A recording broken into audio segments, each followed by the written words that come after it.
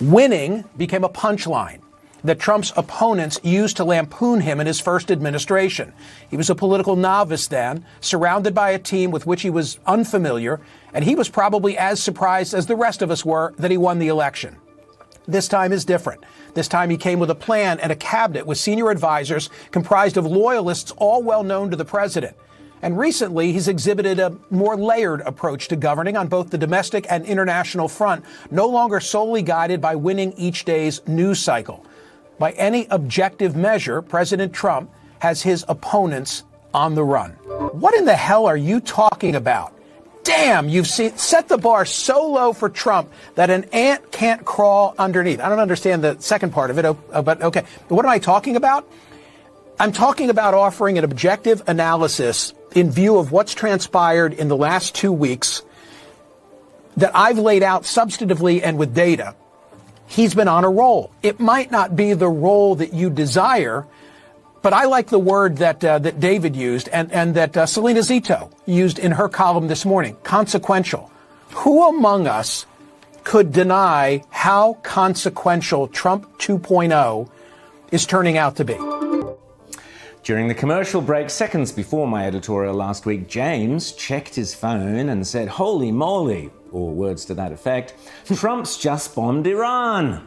Clearly, Donald Trump, a keen viewer of this show, I suspect, ensured that Operation Midnight Hammer was timed perfectly for outsiders' viewers to enjoy.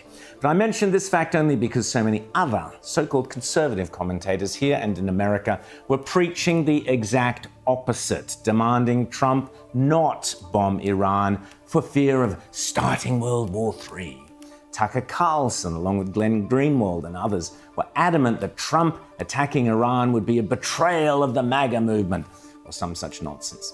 Back in March, Tucker Carlson tweeted, quote, "It's worth pointing out that a strike on Iranian nuclear bases will almost certainly result in thousands of American deaths," end of quote. Then in April, Tucker Carlson was insisting not only that thousands of Americans would die, but that America would lose the war. Quote, "Anyone advocating for conflict with Iran is not an ally of America, but an enemy," Tucker insisted. So that'll be me then. Thanks, Tucker. Carlson also insisted people like me were neocons and that war with Iran would, quote, "end Trump's presidency," quote, "collapse the US economy, and thousands of Americans would die within the first week." Well, precisely none of any of those dire predictions occurred. In fact, the opposite has occurred. Here we are, 1 week after the bombs fell, not a single American has died. The US economy is literally booming. There is a ceasefire between Israel and Iran. There is every possibility that the regime, as we were just talking about, may crumble from within. And of course, Donald Trump is more popular than ever. So much so that one wag this week was calling for a third Trump term in 2028. Illegal crossings in the border are zero now. Zero. Does everyone hear that? Zero. Trump 2028. Do you accept President Trump? Who's that guy? I like him. He's working the cameras. Tucker Carlson was by no means alone, and as I have repeatedly pointed out, we have, what's the collective noun for conservative Trump haters? A murder of Trump haters? A Biden of TDS, that'll do. We have a Biden of TDS sufferers in this country, and I get so fed up with hearing so-called conservative commentators and politicians endlessly sneering or patronizing Donald Trump, when in reality, Donald Trump is increasingly looking like the greatest politician of our lifetimes, and now easily belongs up there with Margaret Thatcher and Ronald Reagan. But Iran was by no means the only Trump victory this past week. Trump promised during his election campaign that there would be so much winning that Trump supporters would get tired of all the winning. And this week was probably the most significant and astonishing of his presidency, but we certainly ain't tired of it. Winning on a scale no president has ever achieved in such a short time. Let me run through just a few of them. We were talking earlier about 3 massive wins in the Supreme Court. One for Donald Trump, one which has killed off that leftist lawfare, which was being used to stymie so much of Trump's agenda. That's gone. Another victory in the Supreme Court, giving power back to parents, very important this, to say no to the LGBT propaganda in schools, so they can say no to that. That's great. And a third Supreme Court victory, granting permission to send illegal immigrants to third-party countries. On top of which, the China trade deal, whoa, which would have been the biggest news of the week, but so much else happened. That's been signed. Several food giants are joining the growing list, removing artificial dyes from their food products. This is part of the whole MAHA movement. Social Security handouts saw the largest monthly decline ever after attempts to end waste, fraud and abuse. That was the whole Doge thing. So that's all working. That's another victory. The Pentagon has begun reinstating service members wrongfully discharged for refusing the COVID vaccine. Hallelujah. Another victory. But all that was just for starters. Incredibly, Donald Trump also brought an end to the war between Rwanda and the Congo this week, a war which has lasted 30 years and cost millions of lives. And on top of which, although that Biden of TDS sufferers have been sneering for months at Donald Trump's tariff strategy, saying, oh, it's economically illiterate, he doesn't know what he's doing, yada, yada, yada. But so far at least, and in keeping with their analysis of everything Trump does, the sneerers got it again completely wrong. I got a call the other day from the people in Congress because we're doing our bill. I didn't even tell you this, Mike, and they called. They said, there's something wrong with the numbers, sir. I said, what's wrong? I don't know. They're not balancing out. There's something really wrong. I said, is that a good thing or a bad thing? Well, we don't know. I said, what's the problem? We're taking in much more money than we have scheduled. I said, so far that sounds good. They said, how much is it? About $80 billion. I said, do me a favor, check the tariff line. They called me back an hour later. Sir, we've taken in $88 billion in tariffs. Isn't that a beautiful thing? $88 billion. But wait, there's more. The S&P 500 and NASDAQ hit record highs this week. And as Trump also pointed out, record investment and manufacturing is returning to American shores. Those jobs are all coming back. Mr. President, a leading global economist just did a 180 and says your tariff plan, you may have outsmarted everybody with it. What is your message? I love this.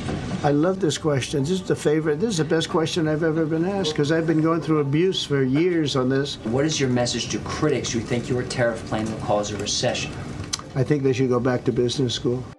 We also had the news this week in America that there have been zero crossings of illegal immigrants into the USA. Let that sink in. The lefties all said that stemming the flow of asylum seekers, it's simply not possible. Trump's done it. So in light of these incredible successes and wins that are the opposite of what they all predicted, do these Trump critics in the media, especially the so-called conservative ones, ever admit they got it wrong? Oh, of course not. Does Trump care? Of course not. Now that your administration, and congratulations, has secured peace in Africa to a bloody, horrific war that's gone on for decades and no other president could do it, do you think the mainstream media will finally... I'm telling you. But you're right. No other president could do it. They tried, and they didn't even try, I don't think. I actually don't think they tried. Do you think Biden tried? He didn't know he was alive. But to be fair, and I always do try to be fair, there are some journalists who are waking up to the fact that they might have underestimated Donald Trump. I was pleased to see Greg Sheridan in the Weekend Australian struggling to overcome what I've labelled in the past as default TDS, praising Donald Trump's NATO success, yet another major triumph this week that Trump managed to squeeze into a rather crowded week. As Greg Sheridan writes, and I quote him, Donald Trump has transformed the North Atlantic Treaty Organization as surely as he has transformed the Iranian nuclear weapons program. The US-Israel versus Iran conflict was 12 days that shook the world. And the shaking isn't over yet. This is a pivot point in modern history. Well said, Greg Sheridan. And it's precisely what I said last week on this show. We are living through a critical moment in world history, and thank goodness we have an exceptional leader of the free world. There is hope for the West yet. There is hope. Naturally, Trump also gave woke political correctness yet another well-deserved slap in the face. And President Tshisekedi also mentioned at the end of my interview that when peace finally comes to the Democratic Republic of the Congo, he's thinking to nominate you as a Nobel Prize Peace because he said you deserve, you have been working to bring peace in the world, not only at the Congo, and he's very hopeful to meet you in the future. What a legend. As someone said on Twitter this week, there will never be another president quite like Donald J. Trump.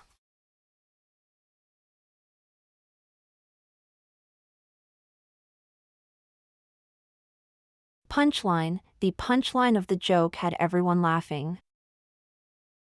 Lampoon. The show lampooned politicians with sharp humor. Novice. He was a political novice with no prior experience. On a roll. The team is on a roll after 5 straight wins.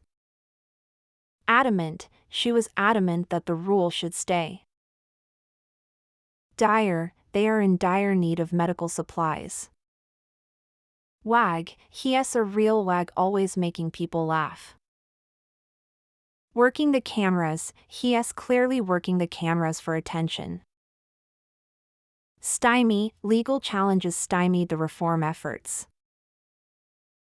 Sneer. He gave a sneer when hearing the bad news. Patronize. She tends to patronize people who ask for help.